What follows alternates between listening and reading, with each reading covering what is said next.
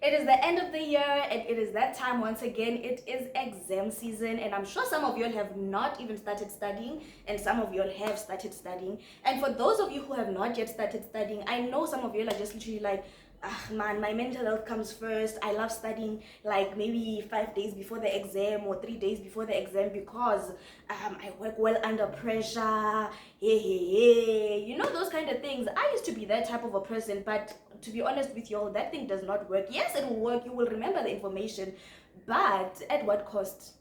Because at that point when you are in that exam room, you're just exhausted, you don't want anything anymore, you are fatigued, like even your brain is not braining anymore. And sometimes if you are too bent out or if you are too exhausted, you will even forget the simplest thing ever because you will just be focusing on, yo, let me remember that thing that I do not know. Like, that thing is not healthy, guys. It's not healthy. So I would suggest studying earlier. So if you're also still struggling right now with any study methods or how to study, I am here for y'all today and I'm here to share with you the study tips that I have and what helped me go from this to this.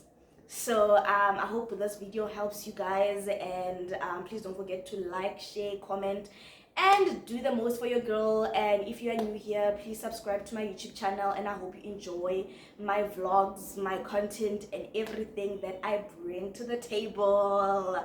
So yeah, let us get on with this video.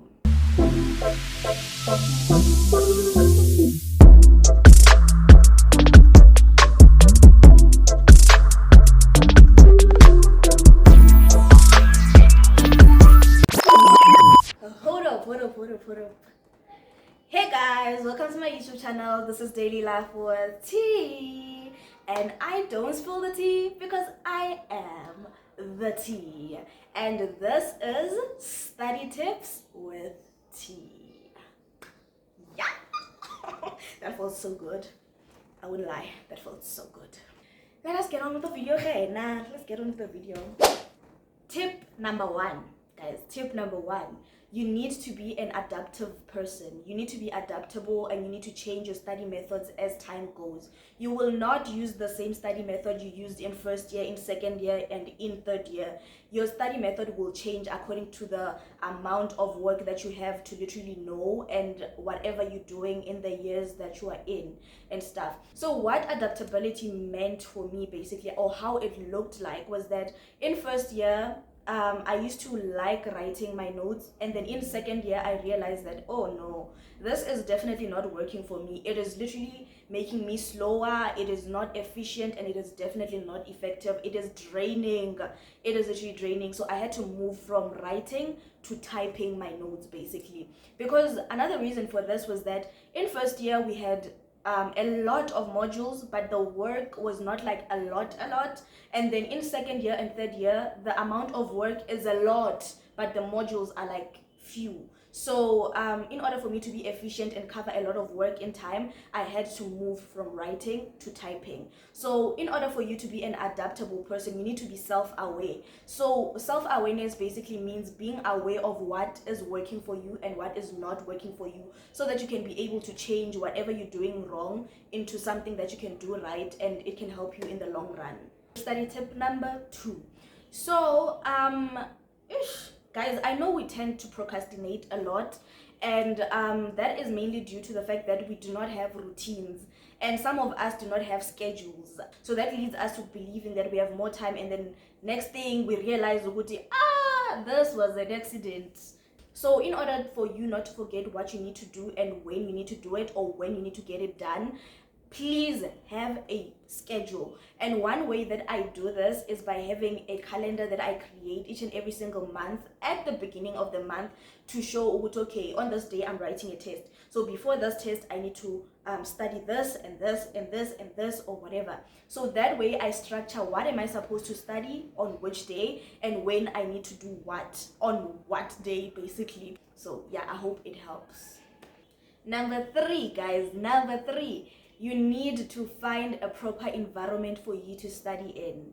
Literally, I know we all like studying in our rooms and stuff like that, but if we're being honest, hey, being in the room, it's kind of distracting, because 2 minutes you're like, let me go and open and see what is in there, or like now you just see your bed, you're like, let me take a nap for 2 minutes. So the environment that you study in is very important so that you can feel motivated to study and get work done.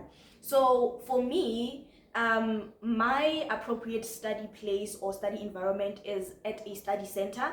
So I prefer going to my friend's place to study there so that I feel a bit more motivated to get work done, basically. And that actually helps because I get a lot of work done because I can literally sit still for hours and get a lot of work done compared to when I'm in my room. So guys, choose a proper place to study to avoid getting distracted easily. Number four, when you're studying, please put your phone away. I know, hey guys, we can't stay away from our phones sometimes. We can't stay away from our phones, but when you're studying, please put your phone away, because when you have your phone like literally next to you, you just get tempted to go to TikTok. Oh, one video, guys, one video. And when we're being honest, TikTok is very addictive. You go from let me watch one video to 1, 2, 3 up until a million videos, and then later you're just like So tip number 5, guys, tip number 5. So to avoid getting a bit confused in terms of what should I study, and then you end up studying unnecessary things and all that, use your study guides, guys. Use your study guides and follow the unit outcomes so that you can structure your notes accordingly. Because if you don't follow your study guides or your unit outcomes on your study guides, then you are most likely going to study unnecessary information. Tip number 6.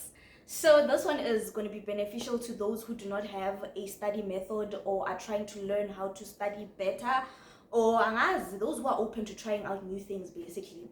So I'm going to be sharing with you all my study method.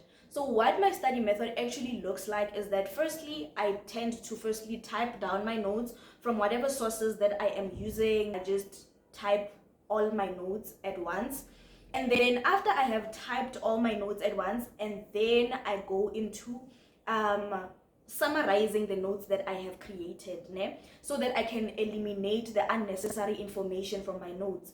And then after summarizing the notes, then I memorize whatever I have summarized. And then that's when the memory games comes in. And then I memorize, and then after memorizing, then number 4, I go and test myself for how I understand the work or how far am I, basically. And usually I test myself like the day before the test or the exam. That way, understanding is going to be on 100. It's going to be on 100. And tip number 7. This one aligns with my study method, or the method that I just explained to you all now. So with tip number 7, guys, I am encouraging you all to make use of AI. For example, ChatGPT, basically. So what you can do on ChatGPT, or how I use ChatGPT, basically, is that when I'm summarizing my notes, I just take the information or just highlight my entire text or my notes and then copy and paste it onto ChatGPT, and then I just ask it to summarize the main points. That way I get rid of unnecessary information and only keep the important information, basically. And then also how ChatGPT can also help you is when you don't understand what exactly you are reading, basically. Because sometimes you tend to read these things and bombastic English is doing the most. You just be like, yo, again, what is this actually saying? What are you trying to say? Figure that thing on ChatGPT. ET. Simplify. Explain it to me in simpler words. Summarize the main points. Paraphrase into simpler words. I mean, guys, tip number 8. Please study with someone else or join study groups. And where the benefit is here. Listen carefully. When you study with a friend or your friends, that helps you understand the work much better, because when you memorize, you get to explain to one another what the work is saying. So you get to understand it from another person's perspective, and you get to understand it from your own perspective, because you will be teaching the other person, okay, Mina, what I understand from this is this and this and this and this, or in E, then that person will explain to you what they understand from it. That way you are memorizing and also learning at the same time. And sometimes when you get to the test, and this has happened to me multiple times, I'll forget the way I had explained it and remember how my friend explained it to me. And this is also me tipping you to make use of the teaching method, basically teaching someone else or explaining your work to someone else. It helps with memory, so don't say I did not tell you. Tip number 9. Please associate yourselves with positive people. Please associate yourselves with positive people, because there are those people that you will approach and then you just be like, oh, I don't even understand the work or whatever, and then they'll also be like, oh, I don't even understand the work too, I skipped that thing.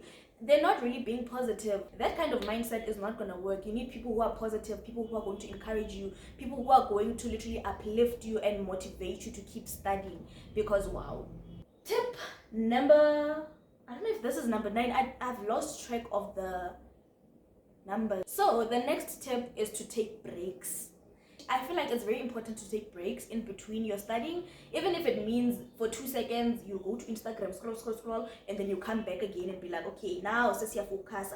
That way it just distracts you a bit from the work that you're doing, and it reduces your pressure. Basically, stress levels will decrease, and also the fatigue will decrease, because now you get to refocus your mindset on something else and then come back again and study.